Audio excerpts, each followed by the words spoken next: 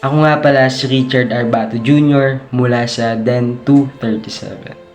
Bilang isang mag-aaral, ang aking natutuhan sa araling kasaysayan ng wikang pambansa sa pagpapatibay ng Pilipinong identidad ay ang pagtuunan ng pansin o palawakin ang wikang Filipino na kung saan ngayon ay napapasawalang bahala na dahil sa mga modernong kagamitan na may lengguwaheng Ingles.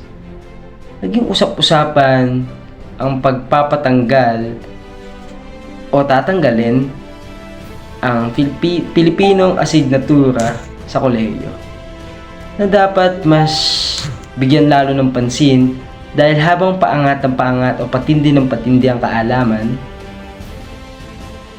mas lalo natin ito maiintindihan na kung bakit ba ito pinag-aaralan. Ito ay napakahalaga bilang isang Pilipino, lalo na't nagsakripisyo ang mga bayani upang mapagpatibay palalo ang wikang Filipino.